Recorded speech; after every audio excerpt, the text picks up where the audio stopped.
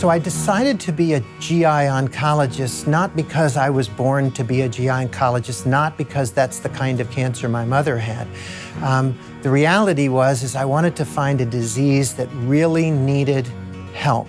And I was very interested in new drugs. I've been testing drugs all my life. No joke, maybe some in college. But I decided that's really what I wanted to do with my career, is find new medicines and new approaches.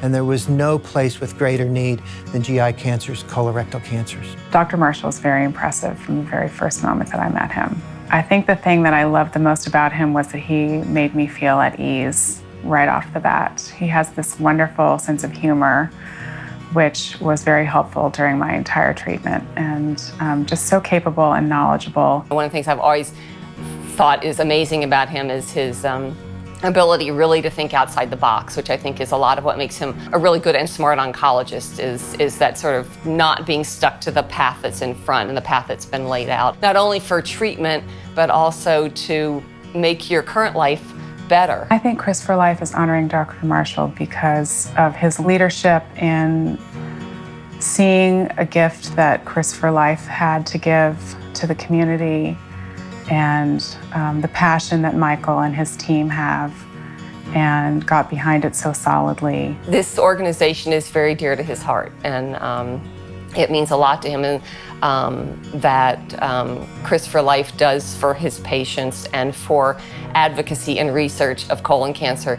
I've been so jealous, as all of you out there know, about other very successful pink-clad advocacy groups and all of the resources and the information and the education that they've been able to provide for that world. And I just jealously looked at that and said, well, how are we going to get that for us? And for the first time, a group emerged out of nothing called Chris for Life.